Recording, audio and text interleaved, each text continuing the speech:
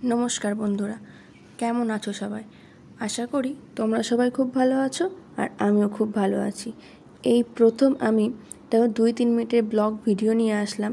জানি না কেমন হয়েছে, তোমরাই ভিডিওটা দেখে বলবে যে ভিডিওটি কেমন হয়েছে। দেখো সকাল সকাল বেরিয়ে পড়েছি পাড়ায় ফুল তোলার জন্য, কারণ আমাদের বাড়িতে শনি মহারাজ দেবের পুজো আছে। তাই সকাল সকাল ফুল তুলে বাড়ি এসে একটা ফুলের মালাও তৈরি করে নিলাম। মালা করার পরে আমি চান করে রেডি হতে হতে দেখলাম পুরোহিত জেঠুও চলে এসেছে। পুরোহিত জেঠুর পা হাত পা ধুইয়ে বসতে দিলাম। বসার কিছুক্ষণ পর পুরোহিত জেঠু বলল আমি সিন্নিটা তৈরি করে নিই। তাই পুরোহিত জেঠু সিন্নি তৈরি করতে বসে গেল। সাথে দেখো মাও ফল কাটছে, ফল তৈরি করে নিচ্ছে একেবারে। তারপর পুরোহিত জেঠু সিন্নি বানানো হয়ে গেলে পুরোহিত জেঠু পুজোর জায়গা গোছাতে চলে আসলো। পুরোহিত জেঠুর পুজোর জায়গা গোছাতে গোছাতে আমরাও পুরোহিত জেঠুর পুজোর জায়গায় ওখানে সিন্নি, ফল, মিষ্টি, ফুল যা যা লাগে, যা যা সরঞ্জাম লাগে সেগুলো এনে রাখলাম। তার কিছুক্ষণ পরেই পুজো শুরু হয়ে গেল।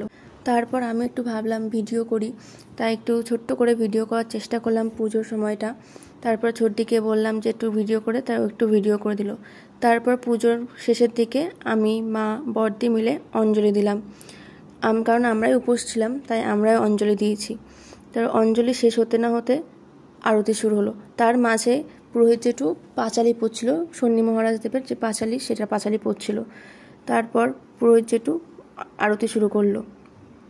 আরতির সময় দেখো আমাদের পুচকুটা কি বদমাইশি করছে, তাই মা ওকে বলছে এটা দে ওটা দে, আর আমার বড়দি ওদিকে ধূপ ধোয়া ছিল সেটাও নেবে। তাই জন্য ওকে শান্ত করার জন্যই কত কিছু করা হচ্ছে। তারপর দেখো আরতি শেষের পথে। আরতি শেষ হওয়ার পর, পুজো শেষ হওয়ার পর পুরোহিত জেঠু সেই সুতো কেটে দিচ্ছিল। তারপর সবাইকে ফল প্রসাদ দেওয়া হলো। আজকের ভিডিওটা এই পর্যন্ত।